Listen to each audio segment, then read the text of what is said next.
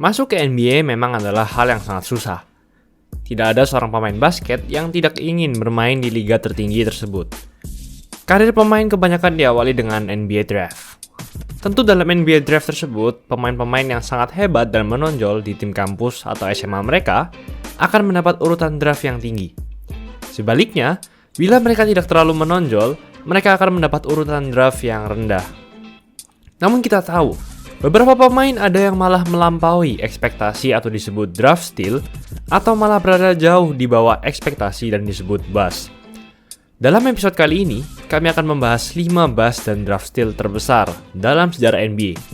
Sebelum lanjut, jangan lupa like dan subscribe ya. Simak ulasan berikut ini. Anthony Bennett bust. Tentu kita tahu bahwa Anthony Bennett menjadi urutan pick nomor 1 pada NBA Draft 2013. Jauh di atas Giannis, Vic Oladipo, dan Rudy Gobert.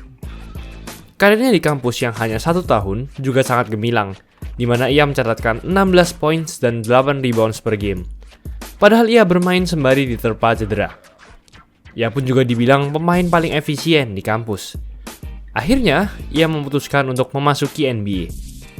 Namun kita juga tahu, karirnya berakhir pahit di NBA. Berpindah-pindah ke 4 tim, hanya mencatat 4,4 points per game, dan akhirnya ia keluar dari NBA. Sempat bermain di Fenerbahce, tim Liga Turki, namun ia jarang bermain dan lagi-lagi dikeluarkan. Terakhir, ia sempat menandatangani kontrak dengan Houston Rockets, namun tidak sempat bermain 1 game pun, ia sudah dikeluarkan. Ada yang bilang kegagalannya di NBA karena wabah cedera. Namun ada yang bilang juga bahwa gaya permainannya yang sudah tidak relevan dengan NBA. Nikola Jokic draft steals. Beliau sekarang mendominasi NBA. Ia terpilih menjadi All-Star dalam 3 tahun terakhir. Bersama Jamal Murray, ia membawa Nuggets menjadi franchise playoff contender. Namun cerita yang mungkin kalian tidak tahu adalah Jokic ternyata di draft pada ronde kedua di urutan ke-41.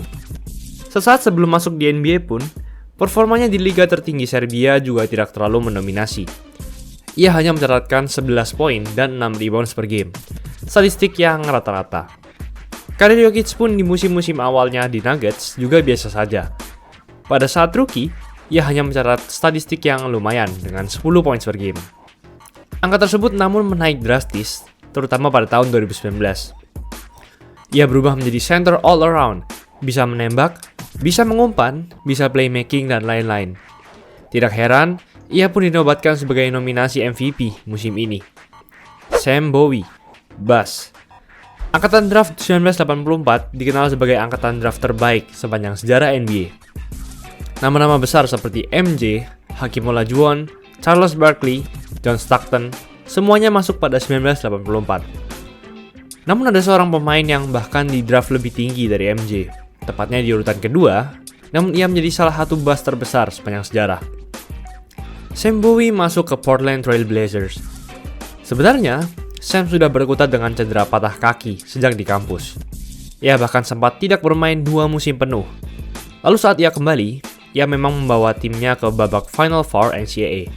Namun angkanya hanya rata-rata. Ia hanya mencatatkan 14 points per game di kampus, hanya persentase field goal-nya saja yang tinggi, di atas 50%. Namun Portland lebih memilih Sam ketimbang MJ di NBA Draft, karena Portland membutuhkan center yang solid, di mana saat itu Portland sangat lemah dalam hal center. Angka Sam dalam 3 musim di Portland terbilang tinggi, di mana puncaknya ia mencatatkan 16 points per game. Namun sayang, cedera kaki yang ia dapatkan di kampus kambuh lagi, dan sejak itu karirnya pun menurun. Ditambah lagi dengan perbandingannya dengan rekan-rekan seangkatannya yang sangat sukses, membuatnya masuk menjadi salah satu bust terbesar dalam sejarah NBA. Marc Gasol draft steals. Sudah tidak usah ditanya lagi, salah satu pemain terhebat dalam sejarah Spanyol ini sudah pernah juara di Raptors, 3 kali menjadi All-Star dan 2 kali masuk All-NBA Team, serta 1 kali menjadi Defensive Player of the Year. Ialah yang mengubah franchise Grizzlies dari franchise yang paling tidak bernilai hingga masuk ke semifinal playoff melawan Spurs. Namun ternyata, Marc Gasol masuk ke NBA di ronde kedua NBA Draft 2007 di urutan ke-48.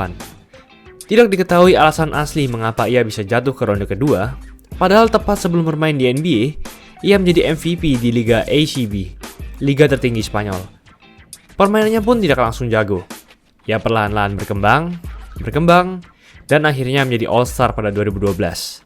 Tidak lama lagi, mungkin beliau akan mendapatkan juara keduanya bersama LA Lakers. Michael Olowokandi, Bass. Michael masuk ke NBA pada tahun 1998 di urutan pertama ke LA Clippers bersama rekan-rekan seangkatannya ada Vince Carter, Dirk Nowitzki, dan Steve Nash. Pada saat di kampus, ia merupakan pemain yang sangat dominan.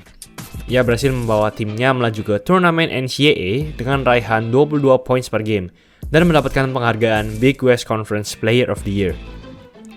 Jersey-nya pun bahkan dipensiunkan oleh kampusnya. Namun sebagai urutan pick nomor 1, statistiknya mengecewakan di mana dalam 3 musim pertamanya, ia bahkan tidak mencatatkan lebih dari 10 points per game.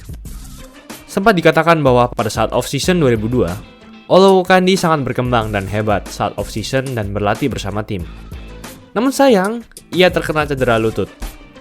Hanya bermain 36 game saja di musim 2002-2003, ia pun cedera lagi pada Januari 2003 dan akhirnya tak bermain hingga akhir musim.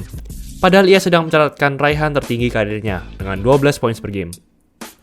Ia pun akhirnya berpindah ke Timberwolves. Namun sejak cederanya, statistiknya menurun jauh. Karena performa yang sangat buruk, akhirnya pada 2007, ia keluar dari NBA. Kobe Bryant, Draft Steals.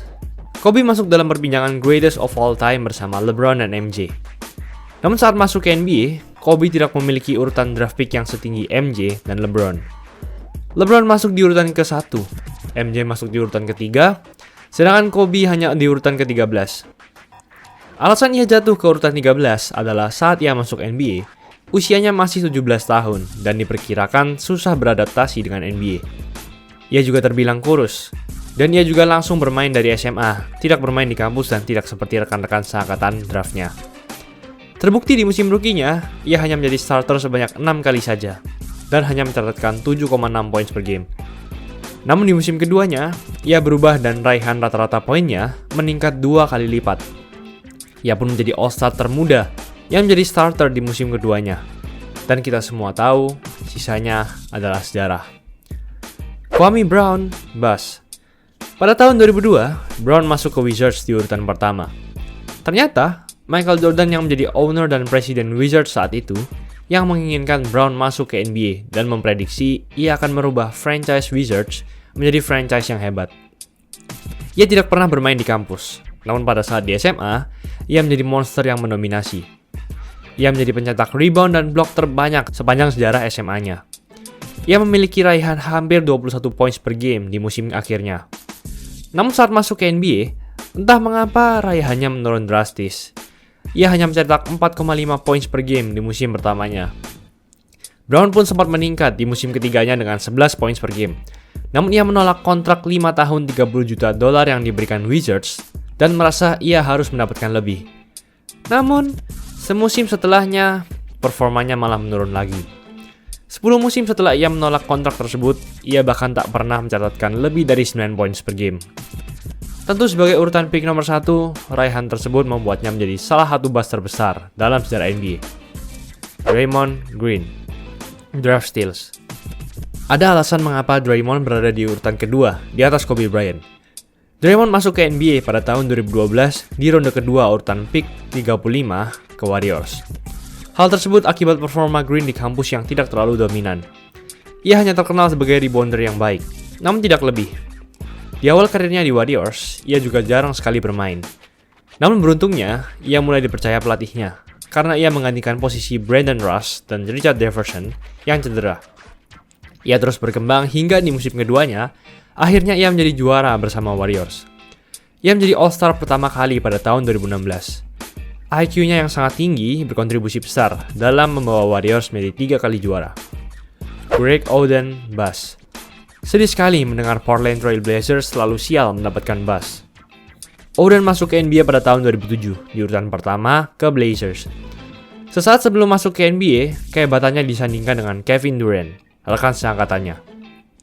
Ia bersama Durant menjadi rookie pertama yang di-vote ke All-American Team sejak tahun 1990. Bahkan sejak Oden di SMA, ia tidak pernah kalah sama sekali saat bermain di kandang timnya. Oden pun tidak bermain sama sekali selama musim rookie-nya karena cedera lutut. Ia pun debut pada musim selanjutnya, namun pada game pertama, ia langsung cedera lagi. Musim rookie-nya, ia hanya mencatat 9 poin per game. Terbilang rendah sebagai pick nomor 1. Musim selanjutnya, performanya meningkat menjadi 11 poin per game. Namun ia hanya bermain 21 pertandingan saja karena diterpa wabah cedera. Karena hal tersebut, ia pun dilepas oleh Blazers. Ia sempat bermain di Heat, namun karena performa yang buruk dengan hanya 3 poin per game, ia dilepas. Bila saja Oden tidak diterpa wabah cedera, ia mungkin saja sudah mendominasi NBA layaknya Kevin Durant sekarang. Manu Ginobili Draft Steals. Beliau menjadi bukti bahwa urutan draft yang rendah tidak menjadikan penghalang kesuksesan di NBA.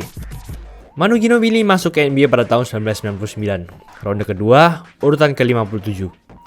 Ia hampir saja tidak masuk ke NBA bahkan.